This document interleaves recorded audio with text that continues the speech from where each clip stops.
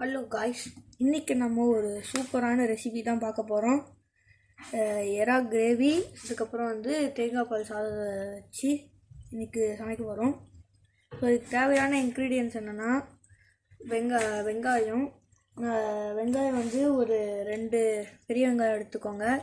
2 பெரிய வெங்காயத்தையும் உரித்து நல்லா நீட்டமாக ஒரு 2 பெரிய வெங்காயம் கட் பண்ணிக்கோங்க. அதுக்கப்புறம் இன்னும் 2 வெங்காயம் எடுத்து அதை பொடியாக கட் பண்ணிக்கோங்க. இப்போ இந்த கிரேவியில் போடுறதுக்காக வெங்காயம் நல்லா பொடியாக கட் பண்ணிவிட்டு அதை வச்சுருங்க ஓரமாக ஒரு தட்டில் எடுத்து வச்சு. அதுக்கு முன்னாடி என்ன பண்ணுறோன்னா, இந்த இஞ்சி பூண்டு பேஸ்ட் பண்ணுறதுக்காக பூண்டை நல்லா உரித்து, அப்புறம் இஞ்சியும் நல்லா தோல் சீவி வச்சு நல்லா தண்ணியில் கூட போட்டுக்கோங்க. ஏன்னா அது கொஞ்சம் ஃப்ரெஷ்ஷாக இருக்கும். அதுக்கப்புறம் இந்த மாதிரி ஒரு கடாயில் எண்ணெய் போட்டுக்கோங்க. எண்ணெய் போட்டுட்டு பட்டை, ஏலக்காய், அதுக்கப்புறம் சினமன் இதெல்லாம் போட்டுட்டு வதக்கிடுங்க. அதுக்கப்புறமா நம்ம பொடியாக கட் பண்ணுவோற அந்த வெங்காயத்தை போட்டு நல்லா வதக்கிக்கோங்க. அதை போட்டதுக்கப்புறம் கல்லுப்பு ஒரு 2 ஸ்பூன் போட்டுக்கோங்க. 2 ஸ்பூன் போட்டு கருவேப்பிலை, பச்சை மிளகாய் பாதியாக கட் பண்ணி போட்டு நல்லா வதக்கிடுங்க. அதுக்கப்புறம் தக்காளியும் நல்லா பொடியாக கட் பண்ணிவிட்டு, ஒரு தக்காளிக்கு நல்லா பொடியாக கட் பண்ணிவிட்டு கல்லுப்பு போட்டு நல்லா வதக்கிக்கோங்க.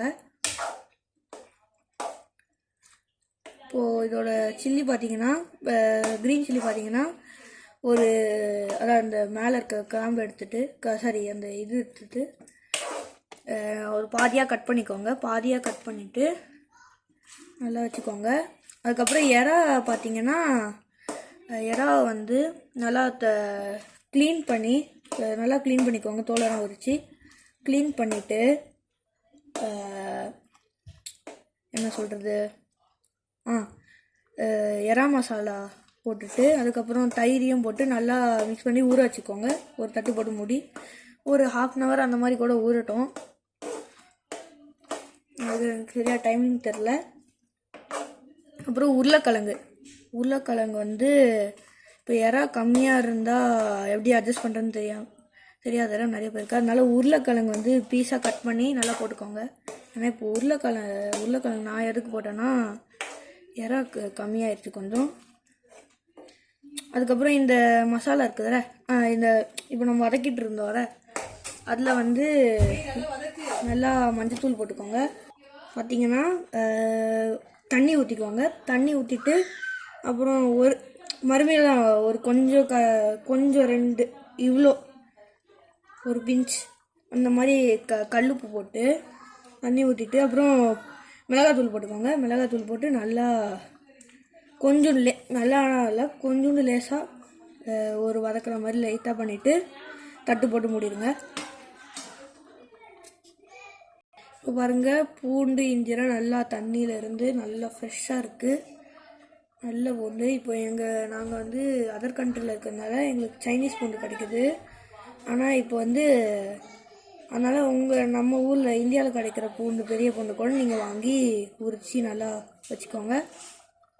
இப்போ பார்த்தீங்கன்னா சைடில் நம்ம இப்போ ஸ்லைஸாக நீட்டமாக கட் பண்ண வெங்காயம்லாம் இருக்குது. இது எதுக்குன்னா தேங்காய் பால் சாதத்துக்கு கட்டு போட்டு வச்சுருக்கோம். இப்போ இது கொதிக்கிற சைடில் நீங்கள் என்ன பண்ணுறீங்கன்னா,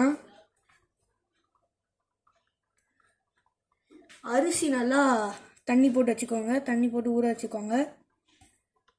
நல்லா கீ ரைஸ்க்காக வாங்கின அரிசி. இல்லை நீங்கள் என்ன ரைஸ் போடணும் போட்டுக்கோங்க. பாஸ்மதி கூட போட்டுக்கலாம். பாஸ்மதி இல்லை சீரக சம்பா அந்த மாதிரி நல்லா போட்டுக்கோங்க. நல்லா தண்ணியில் ஊறட்டும். அப்புறம் பார்த்தீங்கன்னா தேங்காய் அதான் தேங்காய் பால் சாதத்துக்காக நல்லா தேங்காய் எடுத்துக்கோங்க. இப்போ நாங்கள் ஏற்கனவே கொஞ்சம் யூஸ் பண்ணதுனால அப்படி இருக்குது. நீங்கள் புது தேங்காய் கூட வச்சுக்கோங்க. இல்லைனா உங்கள் வீட்டில் இருக்க தேங்காய் இல்லை உடச்ச தேங்காய் கூட நீங்கள் யூஸ் பண்ணிக்கலாம். ஆனால் கொஞ்சம் சாரி காய்ஸ், இப்போ நான் கட் பண்ணதான் உங்களுக்கு காட்டணும்னு இருந்துச்சு. ஆனால் ஒரு சுச்சுவேஷனால் வீடியோ கட் ஆகிடுச்சு. உங்களால் என்கிட்ட நான் உங்களுக்கு காட்ட முடியல. அதனால மன்னிச்சுக்கோங்க. அந்த கண்ட்ரியில் வந்து டேஞ்சர் சுச்சுவேஷனால் இந்த மாதிரி ஆயிடுச்சு அலர்ட் வந்து ஃபோனில். அதனால நான் வந்து உங்களுக்கு காட்ட முடியல. அது வந்து கொஞ்சம் மன்னிச்சிக்கோங்க கைஸ். தேங்காய் தரதுக்கு முன்னாடி லைட்டாக உப்பு பார்த்துக்கோங்க. நான் ஏற்கனவே பார்த்துட்டேன், கரெக்டாக இருந்துச்சு. இதை வச்சு தான் நம்ம சுரண்ட போகிறோம். சுரண்டி தேங்காய் பால் எடுக்க போகிறோம். இப்போ நான் உங்களுக்கு ஒரு எக்ஸாம்பிள் காட்டுறேன்.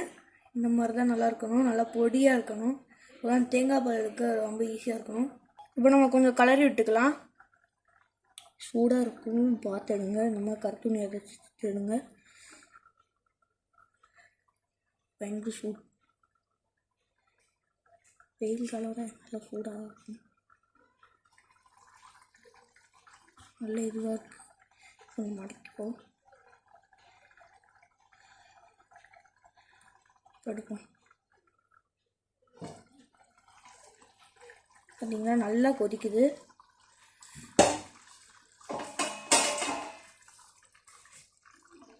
ஐயோ கரண்டி ஏறாம இவ்வளோ போச்சு, இவ்வளோ போச்சு.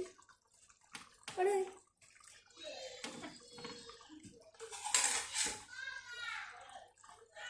கரண்டி வச்சு கொஞ்சம் நல்லா கலரி விட்டுக்கோங்க. நான் ஃபஸ்ட் டைம் சமைக்கிறேன். இதுக்கு முன்னாடி நம்ம சாண்ட்விச் தான் சமைச்சிருக்கோம், ஆனால் நான் வீடியோ போட மறந்துட்டோம். நல்ல ஒரு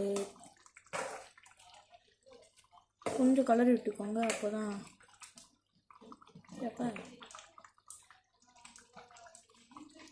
கொஞ்சம் பார்த்துக்கோங்க. ஏன்னா சில நேரத்தில் வந்து இந்த மாதிரி பபிள்ஸ் கொதிக்கும் போது தொப்புன்னு தெளிச்சிடும். நல்லா பார்த்துக்கோங்க.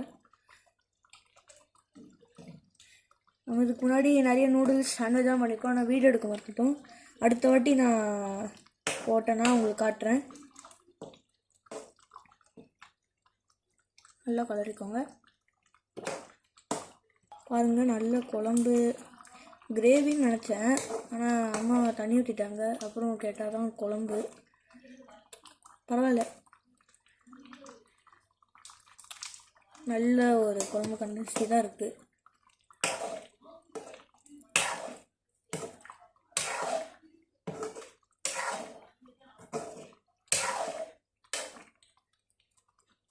நல்லா கலரி விட்டு அடி பிடிக்காமல் பார்த்துக்கோங்க.